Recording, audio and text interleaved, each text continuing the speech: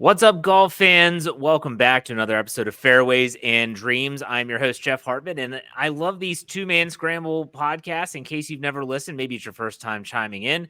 Every time I have a guest on the show, I call it the Two-Man Scramble, where I have someone on that maybe, let's just put it this way, I find them intriguing, and that's why we've had someone like Ken Keller. We had Kane on last week, who's an influencer on Instagram. And speaking of Instagram, this is where I found our guest today. It's Nate Hryn from Acorn Hills Golf Company, but not just golf. It's a very unique company. I'm anxious to hear about this, but I want to welcome Nate to the show. Nate, how are you? Good, Jeff. I appreciate you having me on. It's finally nice to put a face with the name. We've been chatting on Instagram for a couple of months here now, and you were kind of one of my first followers when I was in the infant stage of the business, and it's finally good to come on the podcast, kind of support you a little bit too.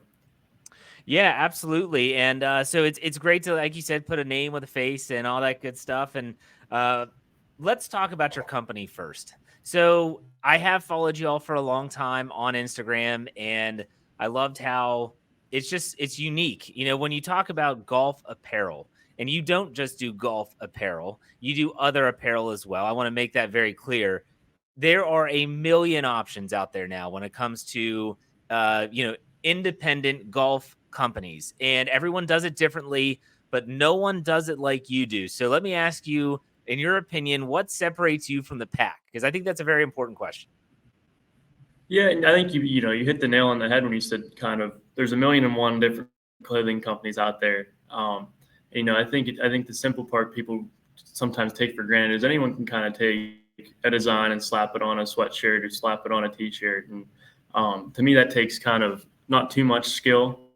It still takes a little bit of effort, but I think what separates me is the way I kind of give back to the environment and the way kind of I approach things from a conservation aspect. So those that aren't familiar with me, I actually use seed paper.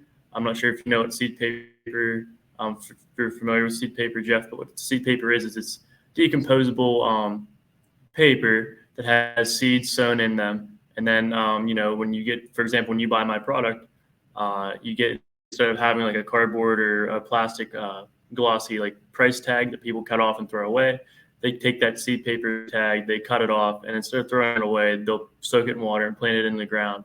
And within a couple weeks, you'll have sproutings of wildflowers. So that's kind of what separates me, I think, too. And I think too, another thing is my personalized service is, it's just me. I hold all my inventory. I'm a full-time college student, so I have two shipping locations, my college dorm and my parents' house at home. So, it's kind of grown that way. And, like, for example, like with you on Instagram and stuff, that's me responding to your DMs. It's not some sort of third-party marketing or some sort of AI bot or something. It's actually me. So I think that's what kind of separates the company. So I got to be honest, I'm 40 years old. I went through college, did the whole fraternity thing. Never in my wildest dreams would I think to myself, hey, maybe I should start a golf clothing company while I'm in the midst of getting my 4-year degree. What caused you to want to do that? Because I was worried about everything else under the sun, probably more so than my studies. And yet you wanted to start a company. Well, where did this come from?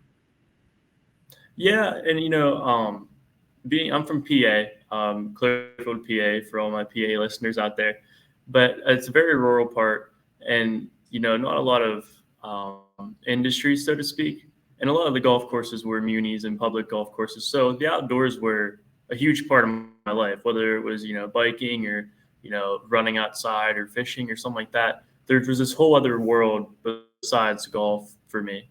And when I came to college, I actually played golf in college here. And I thought, well, why couldn't I combine the two, and kind of combine that outdoor feeling with kind of my passions for golf, and see if there's a way to cross pollinate the two.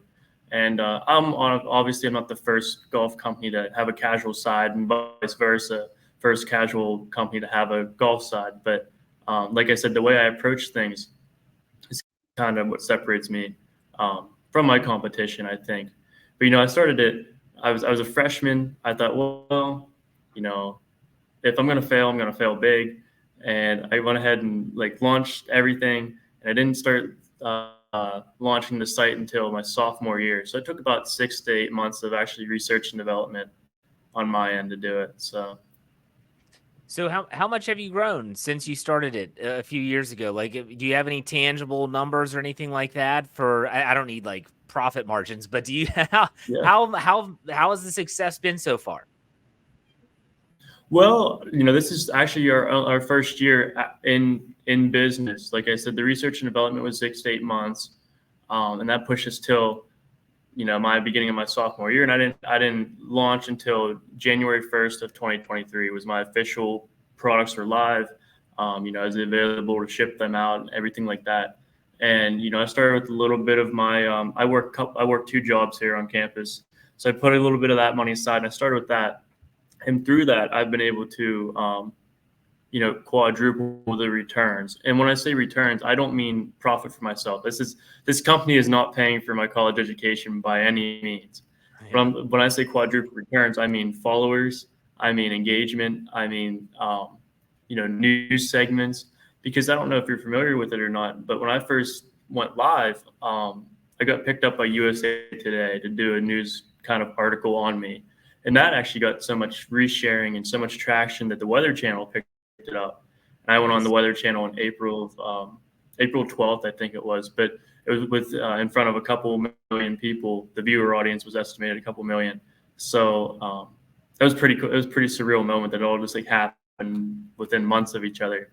And now I'm starting to getting some pro shops and retailers on the outdoor side, and just kind of every day is a new day. So if you would have told me a year ago that I'd be where I'm at today, I would have called you crazy. And if maybe 5 years down the line, I look back and, we'll laugh at like something like this where I'm still kind of small, and maybe I'll be bigger down the line. We just don't know. So.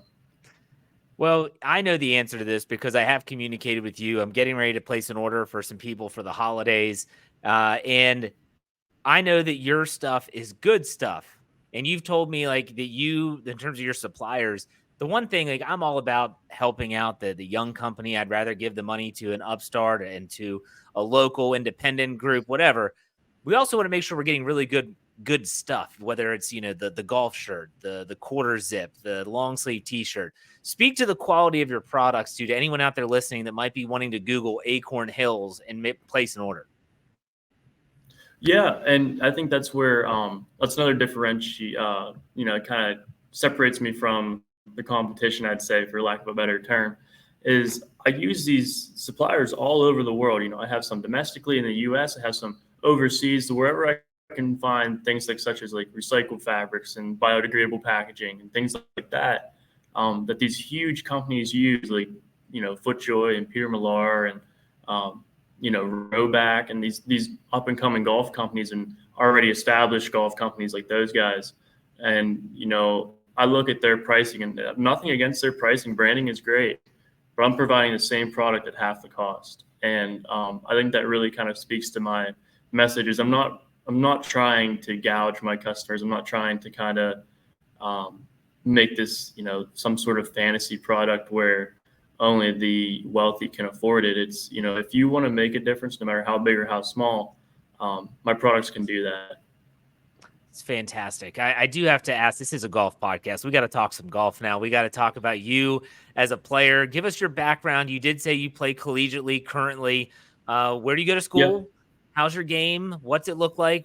Give us the rundown. Yeah. So, like I said before, I'm from a very small rural town. So a lot of times growing up, not a lot of my friends play golf, or if they did play golf, it was just to kind of field a team so I could play golf. And that's how it was. My senior year of high school, we had 12 guys on the team. They were all my 12 buddies, and none of them prior to that year picked up a golf club besides me. So needless to say, it was, we would go out there and have a great time. But with that said, is I never had a lesson until college.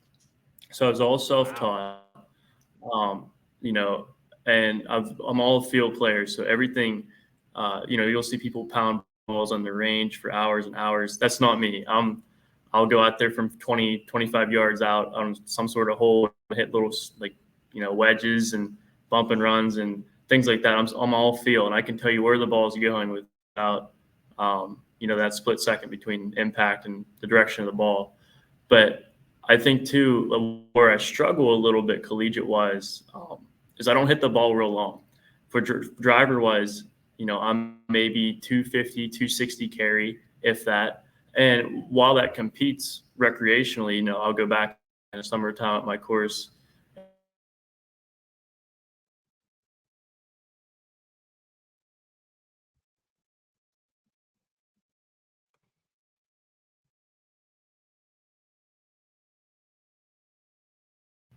Yeah, when I go home from, school and on vacations and breaks and play at my own course, which is a little bit shorter because in college we play from the tips. And my home course doesn't have tips. So I'll compete pretty well. And then, I come to college and I'm surrounded by guys who hit the ball, 280, 290, sometimes, 300 plus carry. And it's a wonder, like, how do you compete at that level? And especially me from a division, I'm a division 3. I came out of high school with a couple of division 2s.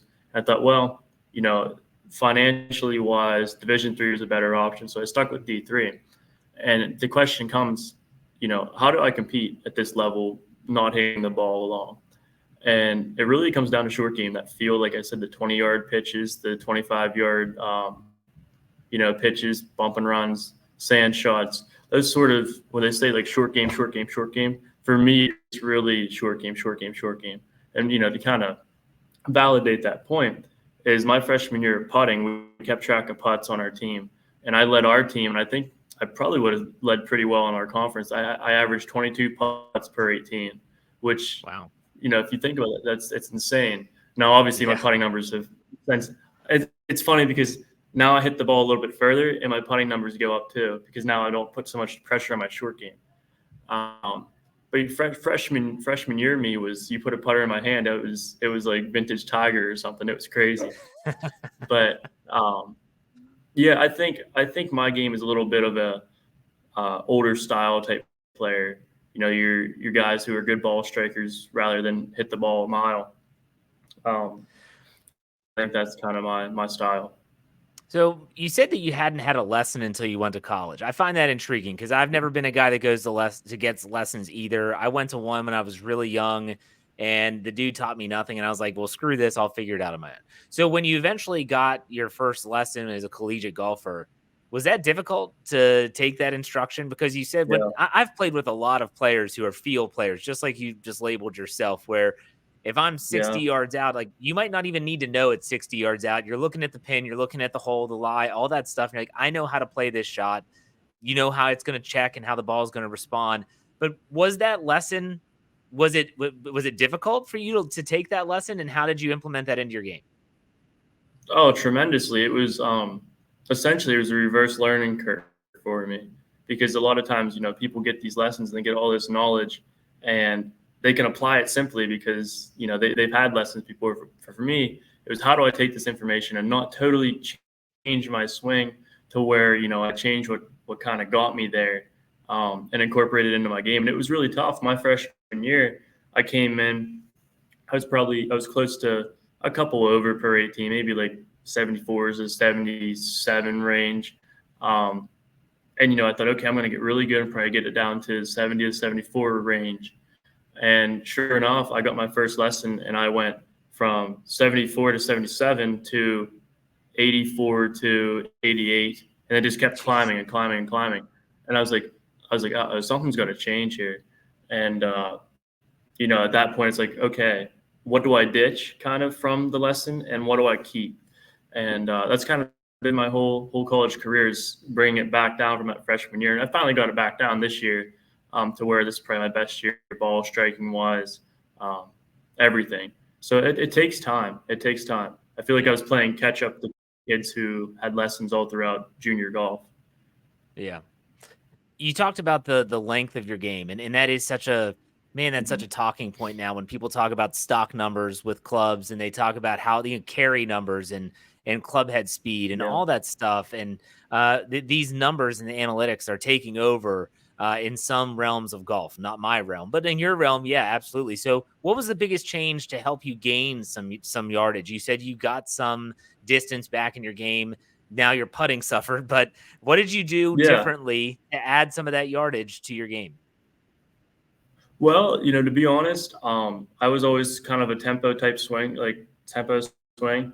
And just because the way it's kind of set up here in PA is obviously we have great winters that are super cold and frigid and everything. So a lot of times in the winter, we're inside, either in the gym, and a lot of those gym exercises, people think, okay, core has to be everything for golf. But really, what happens is it boils down to fast twitch muscles. So you're sprinting, your lunges, your jumping is really how you gain speed and gain distance. And so my freshman and sophomore year, I really concentrated on that. And then this sophomore to junior year, I really concentrated on when I was out there on the course, I swung as hard as I could. Even if I would go out and practice at a range for 20, 30 swings, those 20, 30 swings were as fast and as hard as possible as I could possibly swing. And, I hit a lot of bad shots when I was on those range sessions, and because my hands couldn't catch up, or I would get too steep and something. But when I caught one, and I knew the feeling, I could feel it and replicate it. I noticed a huge difference, and then I carried that into our season too. I just did a podcast last Wednesday about fitness and golf, and you definitely just piqued my interest as a former personal trainer. Someone I would tell people that come to me with golf, and they're like, I just need ab exercise. Like, you all don't understand. The golf swing is so much more than just your rotational muscles in your trunk. It's also the big muscles. It's your shoulders, especially your back muscles, and being able to turn the body and to deliver that speed at the top of your backswing down into the impact area. How much emphasis does your team put on weight training outside of, like you said, sprints, explosive training? That stuff makes a ton of sense. But what about lifting weights? What do y'all do there? Yeah, we do lift weights, and it's a lot of it. Our what do they call it? It's not straight bar deadlifts, but it's like the hex bar deadlifts. Yeah, sure. Do a lot of those. Do a lot of like weighted farmer carries, and we have a workout plan, but then, a lot of the guys lift weights on the team. A lot of them, you're always in the gym and you see them benching and stuff. And it's like, I'm not going to let them get the competitive edge against me. So then, you up your weight. So we definitely lift weights, but we do a lot of mixture of both too. Yeah, for sure. Well, the grip strength with the farmer carries and those hex bar deadlifts make a ton of sense with golf and the forearms and all that good stuff. Sounds like you're on a good path, and it sounds like you all, you have a really good team. And so is your team successful? Are you guys competing for conference titles or anything like that? Yeah. We kind of had a unfortunate kind of way the season ended. We had qualifying. That's another thing I think people don't understand about college golf is the qualifying. It's like, for us, we have 22 guys on our team, and I would say 18 out of those 22 can break 75 at any time. And when you have these tournaments, these huge tournaments where you're traveling all over the country, you take 4 or 5 guys, and out of 22 guys, 5 guys, it's pretty cutthroat qualifying. And up until those tournaments, we have 54 holes of qualifying. So when you go to class all day, and then you come out and have to go play qualifying, or you have an assignment due late at night, or an essay due late at night, and have to go qualify the next day, and you're sleep deprived. And those are the struggles I think no one really wants to talk about when it comes to college golf and athletics in general. But from a results standpoint, our team does pretty well. When we started out as my freshman year, we weren't really that good, but next year will be my senior year, and we'll be pretty solid. Fantastic. That's great. It's again, and let's not, hey, for you, you're also running an apparel company on top of the class load and being an athlete. So that adds another layer to it. So I asked you before we went live on the show, I was like, have you listened to any of these podcasts where you said, not really? That's fine. I like to do a rapid fire segment with my guests. Are you cool with that? You can answer simply, or you can expound on it. It's up to you. Are you ready for this? Oh yeah. Give it to me. I'll ramble for hours. All right. So real simple. You're a collegiate athlete. You're a golfer. I think I know the answer to this, but would you rather ride or walk? It depends on the course. If it's like a really, really renowned course or something, I'll definitely walk it. But if it's this is kind of like my recreational back home course, I'm riding all day, save some time. Okay. There you go. Now, music on the golf course, you okay with it, or is that a big no-no for you? See, I have no problem with it. See, I'm used to it just because the way my golf course was kind of set up, very public, very, people, weekend warriors type players out there. And so I'm kind of used to playing music on the golf course, but as long as it's like not distracting. So if I'm like on a hole and I hear it from 3 holes over, I have no problem with it. All right, so if you're picking the music, what music are you picking for what's on the playlist? I want to know. What's on the playlist? Probably some sort of country music. Not so much modern country, but just a mix of classic country, '90s country, or maybe throw a little Oh my classic gosh. rock in there too. Are you calling 90s country classic country?